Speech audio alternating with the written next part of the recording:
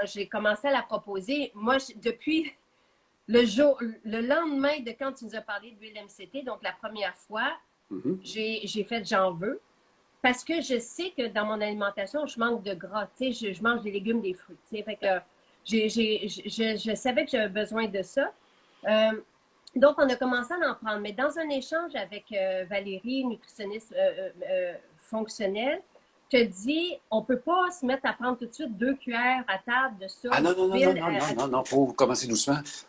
Mais c'est ça. Et il y a quelqu'un qui a écrit aussi qu'il fallait faire très attention à ça. Donc, attends, Bon, on attends, va en elle a parler 2 minutes. je souhaite à tous et tous d'être vigilants. C'est Jacqueline qui a écrit ça, d'être vigilant avec l'huile MCT parce que ça peut tomber comme une roche pour le foie. J'ai failli aller à l'hôpital. Bon. Encore là, il faut faire attention de faire une corrélation rapide entre un ingrédient et un état. Parce que je ne sais pas tout le reste. Parce que, tu sais, le foie engorgé, c'est rarement les gras qui font ça. C'est, ou ben donc les gras et les glucides. Le gâteau au chocolat. OK? Ça arrive, ton foie fait les pierres au foie. C'est essentiellement une alimentation faible en gras qui t'amène à faire des pierres au foie. Ou à la vésicule biliaire. Puis, je vais prendre 2 minutes pour l'expliquer. Ouais. C'est que le rôle de la vésicule biliaire, c'est de prendre la bile qui sort continuellement du foie, elle rentre dans une petite poche, la vésicule biliaire. Son rôle, il est double. Un, de concentrer, d'enlever de l'eau. Il fait ça continuellement. Puis le deuxième, c'est de sortir la bile synchronisée avec l'alimentation. Tu me suis? Oui.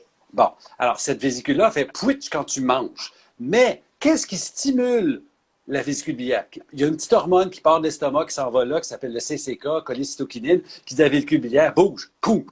Ça, c'est le gras qui fait ça.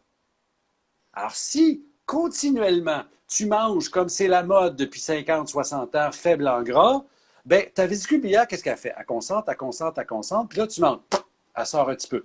Elle concentre, elle sort un petit peu. Puis là, à un moment donné, pour une raison X, là, tu manges gras. Stimule. Il y a un caillou qui s'est formé. Et là, ça fait mal. OK. Tu me suis? Oui. Tandis que si tu manges gras tout le temps, je parle pas, tu sais, de se tirer dans l'huile d'olive jusque-là, là. Je parle juste d'avoir la place que les gras devraient avoir. Ce qui est à dire à peu près 40 de ton alimentation. Tu peux manger céto, en mettre plus. C'est beaucoup, ça. Oui, mais en termes de calories, fais attention, là. OK. Peu importe. Oublie les chiffres. Et donc, si tu manges suffisamment d'aliments gras, ta vésicule biliaire fonctionne correctement, ton foie fonctionne correctement. OK? Mais revenons à l'huile MCT. L'huile MCT, c'est quoi? Alors, je vais vous faire ma petite chimie que j'ai faite l'autre fois. Tous les gras dans la nature sont sous forme de triglycérides. Oui. Alors, dès que j'accumule des gras quelque part, dans un fruit, dans un poisson, c'est un triglycéride. Alors, c'est quoi un triglycéride? C'est une molécule de glycérine, 3 carbones avec des acides gras. Il y en a 3, triglycérides. Glycérine, 3 acides gras. OK? Une huile, ton huile d'olive, ton huile de n'importe quoi, c'est des chaînes de 18 carbones. Ils ont 18, des petits chapelets. Alors, monoinsaturé, entre deux de ces billes-là, il y a un double lien. Polyinsaturé, entre 2, 3, 4, 5 de ces petites billes-là, il y a des doubles liens. Maintenant, on parle des MCT. On revient à la même structure, mais ils sont à chaîne moyenne. Donc, c'est plus 18, tu raccourcis 16, 14, 12, 10, 8. Ce que tu veux, c'est les 8 et les 10. Pourquoi? Parce qu'eux, ils sont à mi-chemin en physiologie entre ton huile, 18, et ton sucre. Donc, il passe entre les deux et il fait une énergie beaucoup plus rapide que le corps peut utiliser très vite et faire des cétones plus rapidement. À preuve particulière, mais bon, à 2 pas de chez vous, Sherbrooke, à l'Université de Sherbrooke, il y a un professeur extraordinaire qui s'appelle Stephen Cunnane. J'espère que je le prononce bien. C-U-N-N-A-N-E. Stephen Cunnane, qui est un des leaders sur toute l'évolution de l'homme.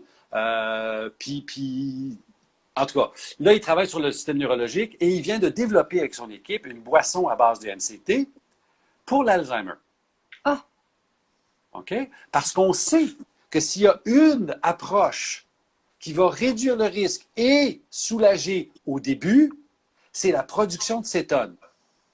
Alors, si tu donnes à quelqu'un un aliment qui est facile à transformer en cétone, tu vas voir apparaître des cétones. Pourquoi c'est important? Parce que l'Alzheimer, entre autres, c'est ce qu'on appelle le diabète de type 3. il y a une résistance à l'insuline, le sucre qui est obligatoire au cerveau passe mal. Donc, les cellules meurent.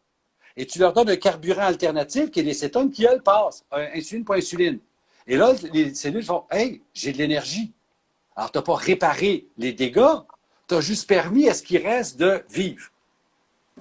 Alors, c'est comme ça que ça fonctionne. C'est vrai pour les athlètes, c'est vrai pour n'importe qui. C'est un carburant super efficace qui passe tout de suite dans les cellules. OK. Donc, on prend...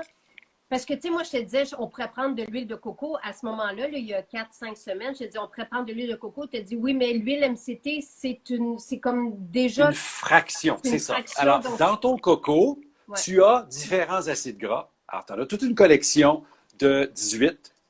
Tu as des 16 et tout. Et c'est une des rares plantes avec l'huile de palme où j'ai des courtes, des moyennes, 8 et 10. Mais j'ai surtout des longues.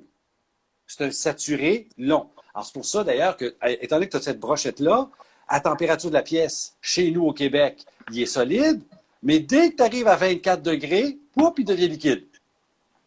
Parce qu'il y a cette collection-là.